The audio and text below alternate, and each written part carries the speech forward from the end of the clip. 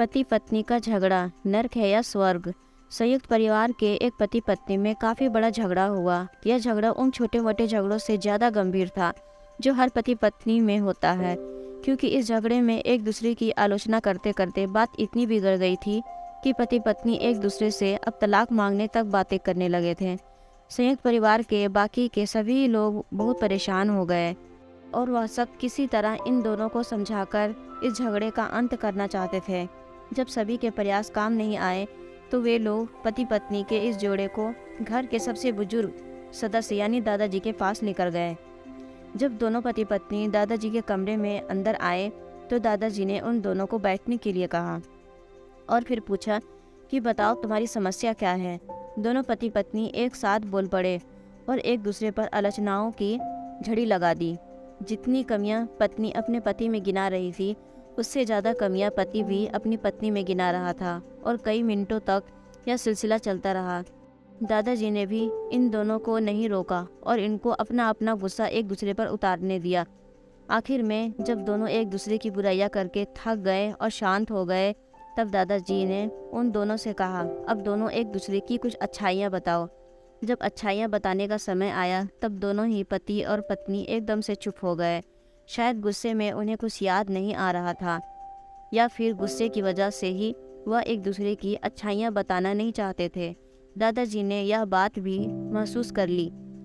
थोड़ी देर तक जब कोई भी नहीं बोला तब दादाजी ने कहा, अच्छा ठीक है, यह लो पेपर और पेन और एक दूसरे की अच्छाइयाँ इसमें लिखो। पति पत्नी दोनों ने ही पेपर और पेन लिया और एक दूसरे से काफ़ी दूर जाकर बैठ गए। थोड़ी देर तक न पति ने कुछ लिखा न पत्नी ने। फिर पति ने पेपर में कुछ लिखना शुरू किया। उसे देखकर पत्नी ने भी अपने पेपर में लिखना शुरू कर दिया। ऐसा लग रहा था जैसे दोनों एक दूसरे से कंपटीशन कर रहे हों। काफ़ी समय तक दोनों ने पेपर में लिखा और जब पेपर लिखावट से भर गया तब दोनों ही अपना अपना पेपर लेकर दादाजी के पास उन्हें देने के लिए गए। दादाजी ने उन दोनों के ही पेपर लेने से मना कर दिया और कहा कि अपने अपने पेपर एक दूसरे को दे दो और एक दूसरे के पेपर पढ़ो। पति ने पत्नी को और पत्नी ने पति को अपना पेपर दिया। वे एक दूसरे के पेपर पढ़ने लगे। थोड़ी देर बाद पति और पत्नी दोनों के ही आंखों में आंसू थे।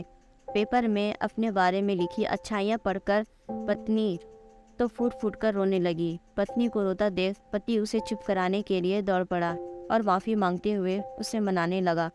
पत्नी ने भी पति की माफ़ी मांगी और माहौल ऐसा हो गया जैसे कभी कोई झगड़ा हुआ ही नहीं था। दोस्तों, कमियां और खूबियां जगत के हर इंसान में होती है। अब हमारे ऊपर होता है कि हम कमियां देखकर अपने जीवन को नर्क बना ले या खूबियां देखकर अपने जीवन को स्वर्ग बना ले। दोस्तों, आशा करती हूँ मेरी ये कहानी पति पत्नी की आपको पसंद आई होगी। अगर कहानी पसंद आई हो तो वीडियो को लाइक शेयर कमेंट जरूर करें और हमारे चैनल को सब्सक्राइब करें। कहानी सुनने के लिए आपका बहुत बहुत धन्यवाद।